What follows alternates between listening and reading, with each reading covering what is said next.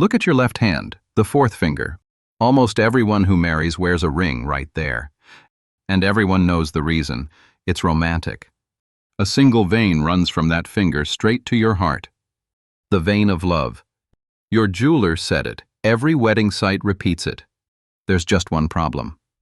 That vein does not exist. Boxley steps out of the time box into ancient Rome. The tradition really is this old, 2,000 years. This was long before diamonds, long before modern jewelers. Romans wore rings on that finger for that same reason. They thought a delicate thread ran from it to the heart. So honoring the finger meant honoring love itself. But your heart has no favorite finger. Every finger connects to it, equally, through the same blood. There is nothing special about the fourth finger at all. So where did this vein of love actually come from? A mistake. Trace it back to a Roman writer named Aulus Gellius. Around 1800 years ago, he wrote it down. He was quoting an Egyptian named Apion.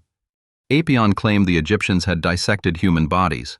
Inside, he said, they found one fine nerve, running from that finger all the way to the heart. So it seemed right to crown that finger with a ring. One writer, quoting another, describing a dissection he never saw.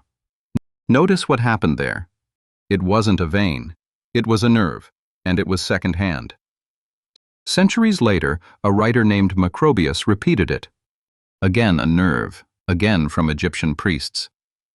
A rumor about a dissection, passed down and polished.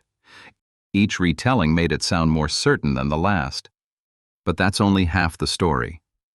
Here's the part that surprises people. The phrase everyone loves, vena amoris, the vein of love, is not ancient. The Romans never said it. It first appears in English in a book from 1686.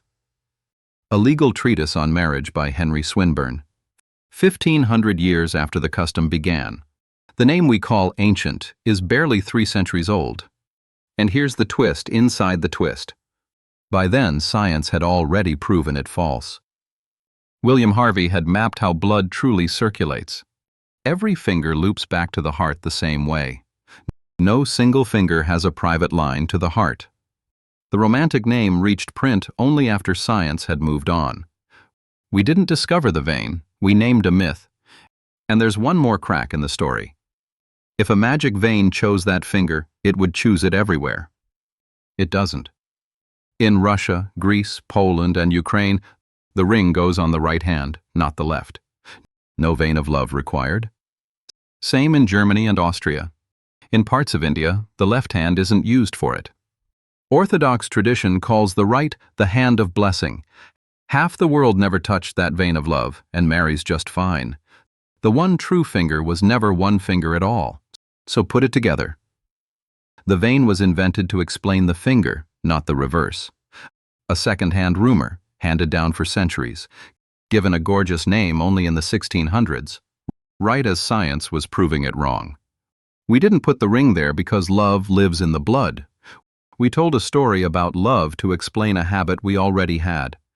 The ritual came first. The reason was invented afterward. And that might be the most human thing of all. I'm Boxley. Follow along and let's go time traveling again.